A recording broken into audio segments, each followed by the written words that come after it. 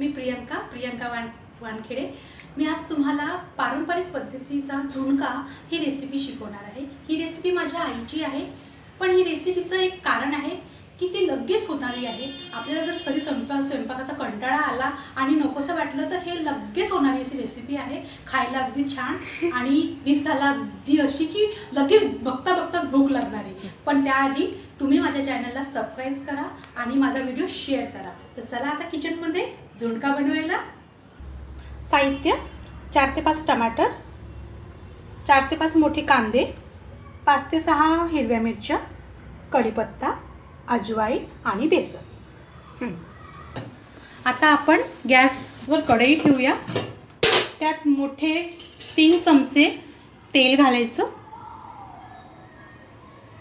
छान गॅस मोठीच ठेवायची। मोठ्या चमच्याने 3 ते 4 चमचे तेल घालायचं। तेल चांगलं तापू द्यायचं। त्यानंतर त्यामध्ये 1 चमचा जिरं चांगलं तडतडू द्यायचं। तेल जास्तच लागेल आपल्याला, कारण ही तेलामध्ये होणारी रेसिपी आहे। एखादी वेळ जास्त तेल खाल्लं तर काही हरकत नाही। जिरं जरा तडतडू द्यायचं। ते छान फुललं की मग त्यामध्ये 4 ते 5 जे आपण कांदे घातले होते ना, कापले होते, ते घालून द्यायचे।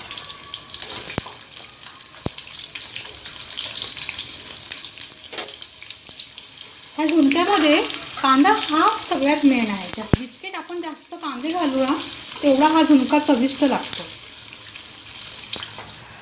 आता आपण बघू शकता आपल्या कांद्याचा रंग थोडा लालसर झालेला आहे। त्यात मी 2 लाल मिरच्या अशा तोडून घातलेल्या आहेत। गॅस आपण थोडा मीडियम करूया, कारण आपला कांदा हा परतलेला आहे, लाल झालेला आहे। एवढाच आपल्याला हवा आहे। आता आपण याच्यामध्ये 1 चमचा हळद, 1 चमचा लाल तिखट, 1 चमचा मीठ,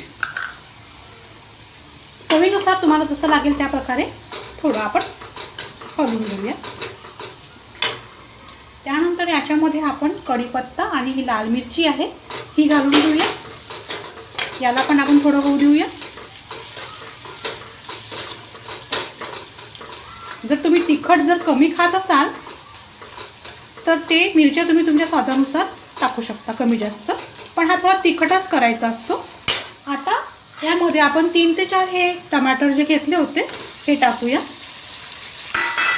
आणि हे थोडा वेळ होऊ देऊया। आपण थोडा कांदा टमाटर हे थोडे शिजले तर याला आपण थोडा वेळ होऊ देऊया। आता तुम्ही बघू शकता किती छान असा रंग आलेला आहे। टमाटरही आपले छान शिजलेले आहे। तर आता आपण याच्यामध्ये आपलं बेसन घालूया, चणा डाळीचं बेसन। ते आपण याच्यामध्ये 3 ते 4 चमचे आरामात बेसन घालायचं, ठीक आहे।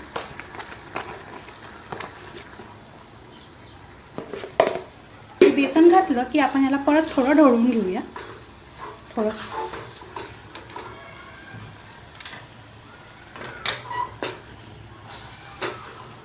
गॅस कमी करून थोडं आपण याला मिक्स करून घेऊया।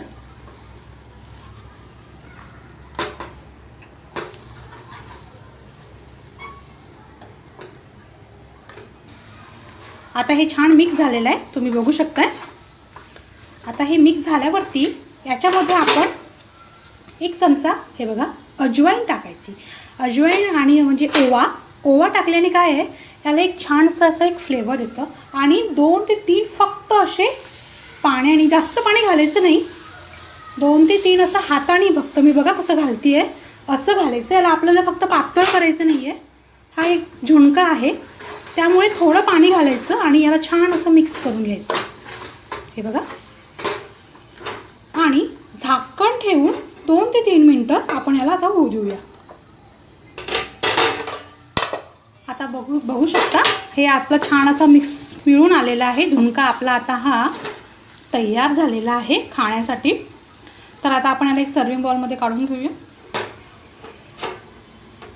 सर्व करायसाठी। हा आपण गरम भाताबरोबर किंवा भाकरीबरोबर किंवा मग चपातीबरोबर कशाही बरोबर हा खूप छान लागतो। चला तर थोडं आपण याला डेकोरेट करूया. हा असाही खूप छान लागतो. तर तयार आहे आपला मजेदार चटपटीत झुणका. तर तुम्हाला जर माझा झुणका हा आवडला असेल तर प्लीज माझ्या चॅनलला, माझ्या व्हिडिओला सबस्क्राईब करा आणि जमेल तेवढं शेअर करण्याचा प्रयत्न करा, कारण हा खूप सोपी रेसिपी आहे. तर चला नेक्स्ट